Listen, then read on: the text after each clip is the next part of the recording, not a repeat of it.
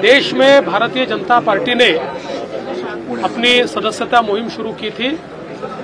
चूंकि महाराष्ट्र में चुनाव था तो महाराष्ट्र को एग्जम्पशन मिला था। आज से हमारी सदस्यता मुहिम शुरू हुई है। आज एक साथ हमने 1 लाख बूथों में सदस्यता मुहिम शुरू की है। मैं स्वयं नागपुर में सदस्यता मुहिम के लिए आया हूं। 25 लोगों को मैंने अभी, जो नागपुर शहर के बहुत ही गणमान्य नागरिक है, उनको मैंने अभी सदस्य बनाया है। सुबह से नागपुर शहर के जो हमारे बूथ है उन सभी शहरों के 2200 बूथों में हमने काम चालू किया है। करीब 25,000 लोगों को पहले 2 घंटे में हम लोगों ने सदस्य बनाया है। आज 1 लाख लोगों को सदस्य बनाना, ऐसा हम लोगों ने तय किया है और पूरे नागपुर शहर में 7 लाख सदस्य हम लोग बनाएंगे।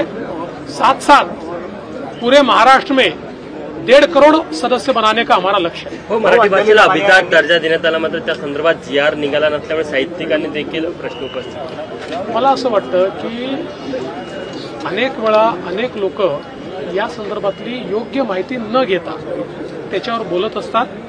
सगळ्या प्रकारच्या प्रक्रिया असतात, त्या प्रक्रिया आपण पूर्ण केलेल्या आहेत आणि अभिजात भाषेचा दर्जा हा केंद्र सरकारने आपल्याला दिलेला आहे। देवेंद्रजी, आज मोर्चे येतात, पुण्यात पण मोर्चा निघाला बीड प्रकरणावरून आणि अंजली दमानी यांनी आरोप केला की मुंडे समर्थक माझा छळ करताय, मला धमक्या देतात। बघा, पहिली गोष्ट तर अशी आहे की मोर्चे काढण्याचा सगळ्यांना अधिकार आहे, पण बीडच्या प्रकरणामध्ये सरकार आणि पोलीस पूर्ण शक्तीने त्या ठिकाणी कारवाई करताय, निर्धाराने कारवाई होते। या प्रकरणामध्ये काहीही झालं तरी कोणालाही वाचवण्याचा कोणी प्रयत्न केला तरी आम्ही वाचवू देणार नाही, कोणालाही वाचवलं जाणार नाही। जे दोषी आहे आणि या प्रकरणाच्या अनुषंगाने जे लोक दादागिरी करतात, जे लोक हप्ते वसुली करतात, अशा सगळ्यांवर जरब बसवायचं आम्ही ठरवलेलं आहे।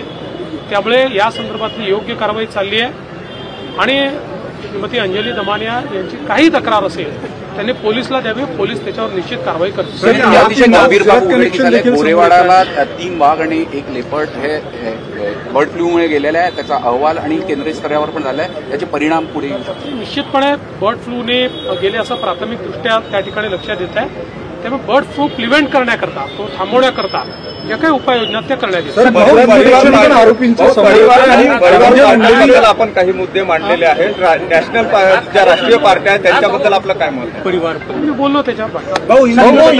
आरोपींचं गुजरात इतर राज्यात देखील पळून गेलेला आहे आणि धनंजय मुंडेच्या राजीनाम्याची मागणी प्रामुख्याने या मोर्चातून होतात। 2 गोष्टी आहेत। एक तर ते कुठेही गेले असतील आणि कोणी त्यांना मदत केली असेल तरी देखील त्यांच्यावर कारवाई होते, तुम्हाला दिसतंय।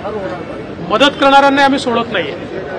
आता माझं मत एवढंच आहे की या संदर्भात नीट चौकशी करू द्यावी, सगळी चौकशी पूर्ण होऊ द्यावी। आम्ही कुठल्याही दोषीला सोडणार नाहीये। याचा उपयोग कुठल्याही राजकारणाकरता करू नये, ही एक गंभीर बाब आहे। एक अतिशय चांगल्या आणि लोकांमध्ये लोकप्रिय असलेल्या सरपंचाची निर्घृण हत्या झाली आहे। त्यामुळे त्या हत्येचा उपयोग हा राजकारणाकरता होऊ नये, तर त्यातनं समाजामध्ये काहीतरी सुधार व्हावा असा आमचा प्रयत्न आहे।